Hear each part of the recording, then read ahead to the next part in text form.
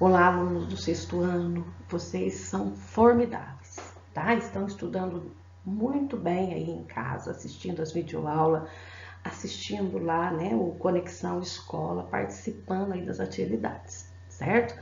Então, olha, neste vídeo nós vamos estudar o conteúdo referente ao PET do volume 4 e da semana 4, né? O que nós vamos estudar então nessa semana? Nós vamos estudar a influência das zonas climáticas da Terra, ou zonas térmicas aqui da Terra, e também as formações dos biomas. Nós vamos dar destaque para os biomas aqui no Brasil, tá? Então, nós estamos aí finalizando mais um ciclo de estudo não presenciais, certo? Então, olha lá. Nós temos o planeta Terra, tem um eixo de rotação, né? E a sua formação arredondada. Então, nós já sabemos que a Terra não é estática, ela está em constante movimento em torno dela mesma e também em torno aí do Sol, tá?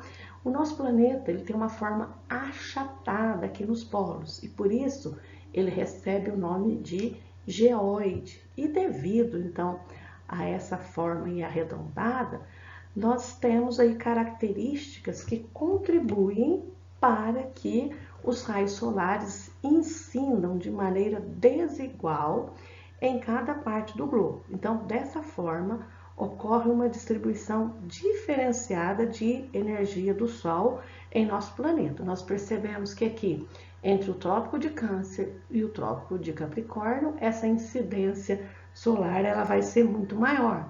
Nas regiões polares, né? As regiões vão ser aí frias, tá ok? Então, olha, zonas térmicas aí do planeta.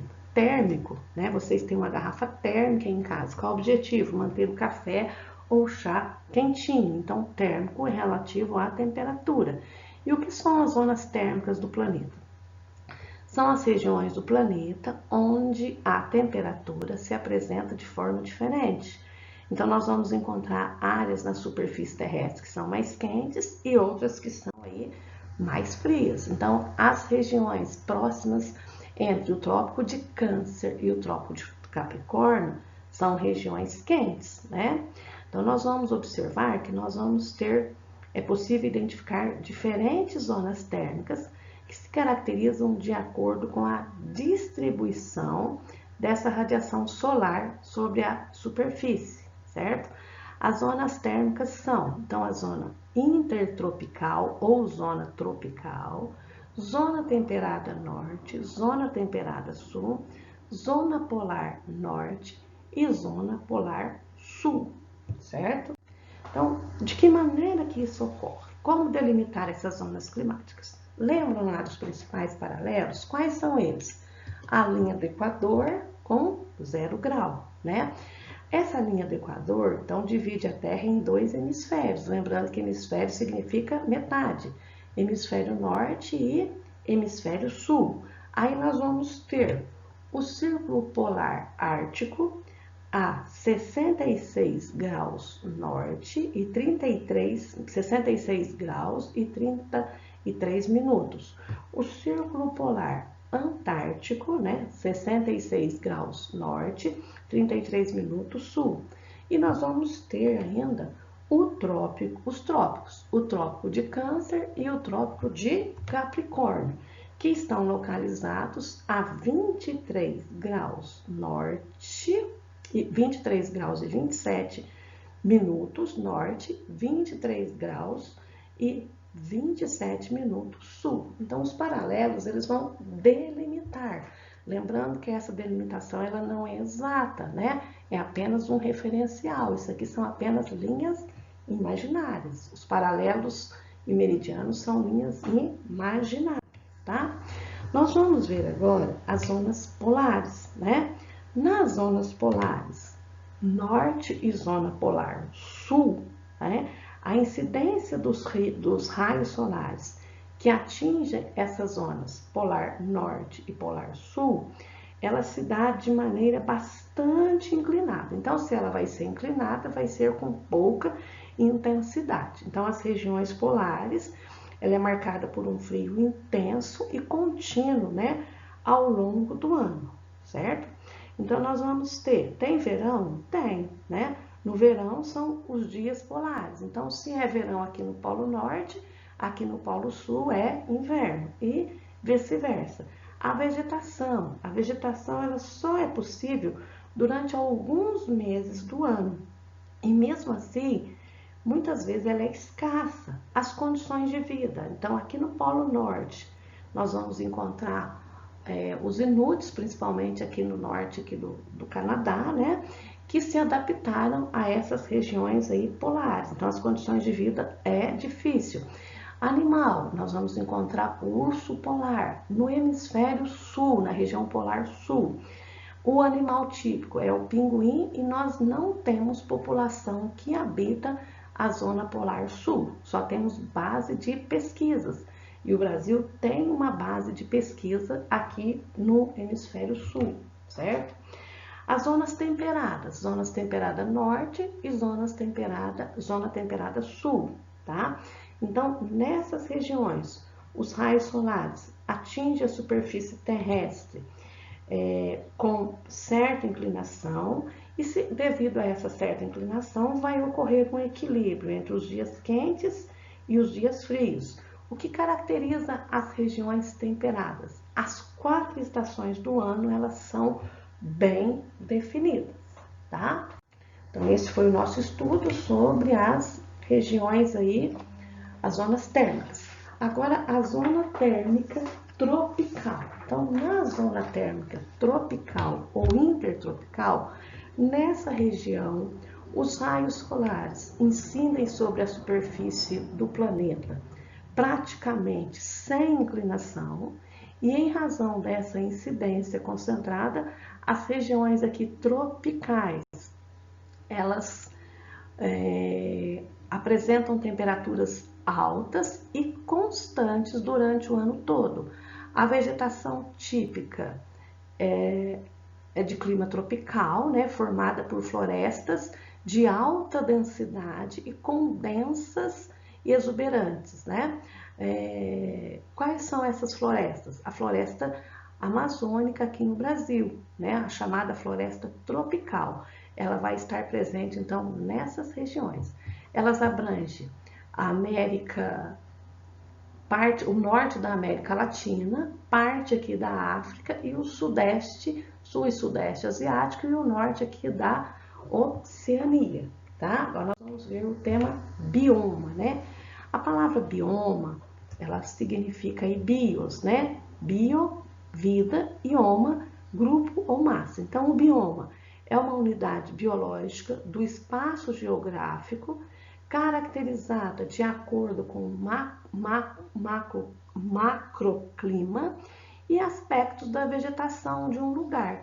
Junto com esse clima e essa vegetação, nós vamos encontrar aí o solo, né?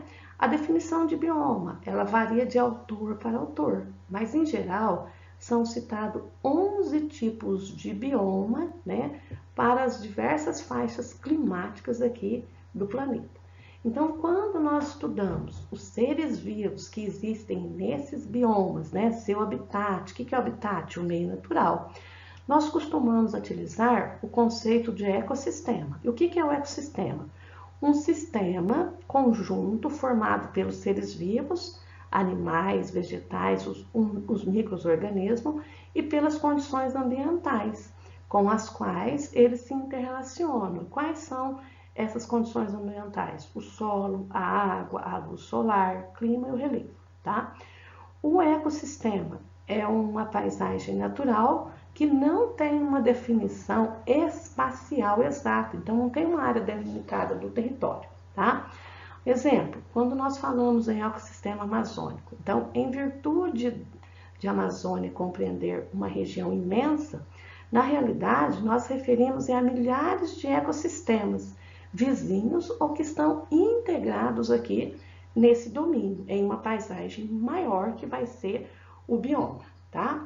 Então, o conceito de bioma, ele está relacionado aí, diz respeito ao imenso ecossistema e uma paisagem natural, geralmente definido pela vegetação. Então, os diversos tipos de vegetação, como a taiga, que não existe aqui no Brasil, né? A savana, que é típico da África, né? As pradarias e entre outros. As pradarias aqui no Brasil nós vamos chamar aí os pampas, né? Ou a campanha gaúcha, esses biomas eles vão abranger uma área de milhares ou até mesmo de milhões de quilômetros quadrados, tá? No imenso território aí, no nosso imenso território aqui, vai existir 6 tipos de bioma ou paisagens vegetais, tá ok? Então, olha aqui nós vamos ver agora algo muito importante. Nós devemos lembrar que a vegetação natural, né, de uma área e com ela sua fauna, né, do lugar constitui em geral o primeiro elemento aí da paisagem. Então, tudo que nós vemos da vegetação, a fauna, vai ser o primeiro elemento da paisagem que o ser humano vai modificar. Os seres vivos não domesticados, plantas e animais, quase sempre são profundamente afetados pela ação antrópica, pela ação aí do homem. Grande exemplo é as queimadas que aconteceu aqui na região do Pantanal, tá? Sobretudo quando há um crescimento econômico da região, com abertura de estradas, né, construções de hidrelétricas, fábricas, e é o que aconteceu aqui no bioma da Mata Atlântica, tá? Assim, um estudo, né, a gente olhando só o mapa sobre as paisagens vegetais originais do Brasil, ele será sempre relativo a algo que quase não existe mais, ou que se encontra bastante alterada aí pela ação antrópica, que é o caso aqui da Mata Atlântica, tá? Agora vamos aos biomas brasileiros. O primeiro bioma que nós vamos ver é o da Caatinga. Esse bioma, né, ele é 100% brasileiro. Só existe aqui no Brasil. E os índios chamavam essa floresta aqui, esse bioma, de floresta branca. Por quê? Porque no período da seca fica tudo esbranquiçado. Então, eles deram o nome aí de floresta branca. Qual é a área de abrangência do bioma da Caatinga? Então, olha lá, ele pega um trechinho aqui do Maranhão, muito pequenininho, mas tem a maior parte aqui vai Piauí, aqui no Ceará, Rio Grande do Norte, né? Na Paraíba, Pernambuco, depois nós temos aqui em Alagoas, Sergipe, Bahia e uma parte aqui de Minas Gerais. Nessa região aqui do bioma da Caatinga, ao norte, nós vamos encontrar rios intermitentes. O que é um rio intermitente? É aquele rio que seca quando há escassez de chuva. Então, no período da seca, o rio aqui seca. Já vi exemplo de grupos de adolescentes jogando futebol no leito do rio, tá? O próximo bioma que nós vamos ver é o bioma do Pantanal, né? O bioma que foi muito devastado agora, sofreu muito com as queimadas, né? Ainda está, porque vai demorar muito tempo para recuperar as espécies de vegetais. E os animais? Os animais, né? Houve uma perda significativa aí, tá? Então, o Pantanal, ele é o menor bioma, ele representa apenas 2% do território brasileiro. Então, ele é chamado também de Complexo do Pantanal, é a maior planície inundável do mundo e ele envolve 2 estados brasileiros, o Mato Grosso e o Mato Grosso do Sul. Abrange também aqui a região da Bolívia e a região do Paraguai, tá? Próximo domínio, nós vamos ver o domínio do Cerrado, né? O domínio do Cerrado, ele é o segundo maior domínio brasileiro, né? O domínio aí do Cerrado, na África ele é chamado de savana, porque qual que é a diferença da savana africana e a savana brasileira? Então, a savana brasileira recebe o nome de Cerrado e aqui nós não temos animais de grande porte, tá? No Cerrado, as árvores elas são baixas, né? A raiz é muito profunda, né? Nós vamos encontrar muitos arbustos, eles estão espaçados, tem as gramíneas. E por que as raízes são profundas? Porque aqui é uma região mais seca, né? Então, as raízes são profundas para absorver a água, tá? Ele tem uma grande também biodiversidade, tá? O cerrado, ele abrange aí estados da região norte, parte de estados da região nordeste, da região sudeste, né? E até mesmo uma parte aqui aí da região sul, certo? Ele é predominante aqui na região centro-oeste. Então, vejam, Goiás, Mato Grosso e Mato Grosso do Sul. Mas tem uma grande parte aqui de Minas Gerais, oeste de Minas Gerais. Predomínio aí do cerrado, tá? Nessa região aqui, localiza-se as 3 maiores bacias hidrográficas da América do Sul. O rio Tocantins-Araguaia, a bacia aqui do rio São Francisco e a bacia aqui do rio Prata, tá? A bacia do Prata, tá ok? Então, nós vamos ver agora o domínio aqui dos pampas, né?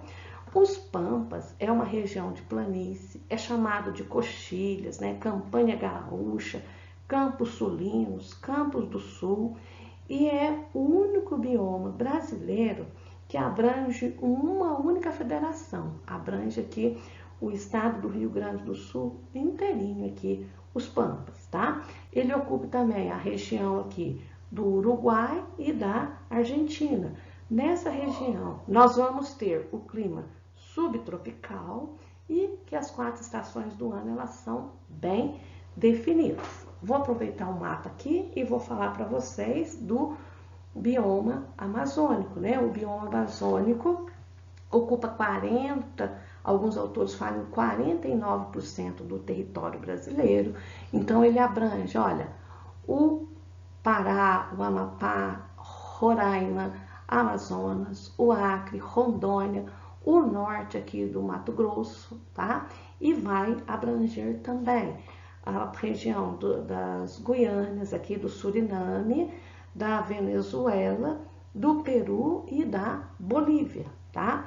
É a região de maior biodiversidade do mundo. Abrange a maior floresta tropical, que é a floresta amazônica, chamada também de Inferno Verde, tá? Chamada de...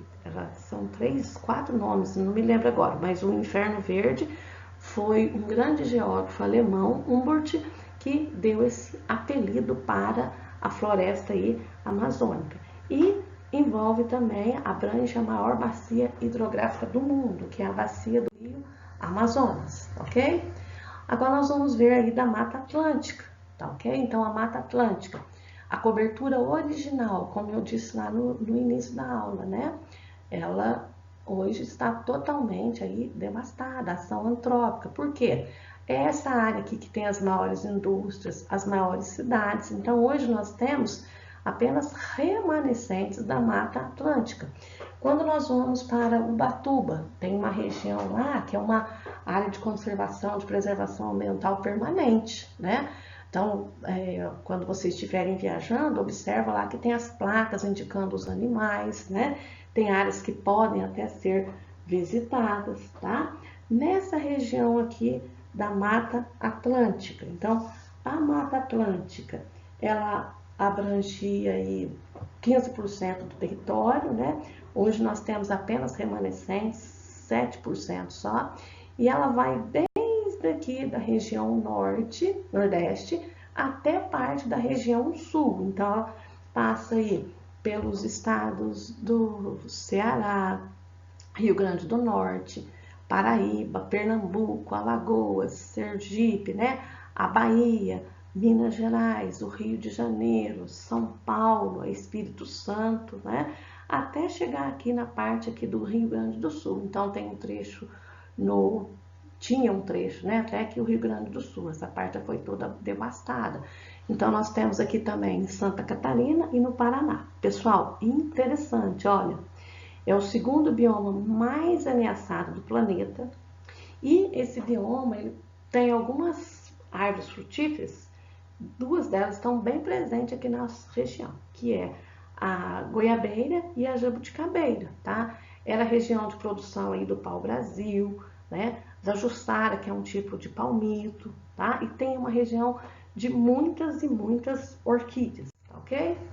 Agora vamos observar, ó, em que bioma que nós moramos. Observem bem aqui a imagem dos biomas, né? E onde nós estamos. Nós estamos aqui na região sudeste, então, bioma da Mata Atlântica, tá? Quem mora aqui no centro-oeste, se morar próximo aqui do Distrito Federal, bioma do Cerrado. Quem está aqui no interior do Nordeste, bioma da Caatinga, né? Quem mora aqui no sul, o bioma do Pampa, né? Quem está na região centro-oeste, aqui na parte mais ao sul, bioma do Pantanal. Então, pessoal, essa foi a nossa aula aí, referente à semana 4 do PET 4. Encerramos o PET 4. Parabéns a todos vocês. Faça as atividades com atenção e grande beijo. Se cuidem, fiquem em casa. Até a próxima aula já com o PET 5.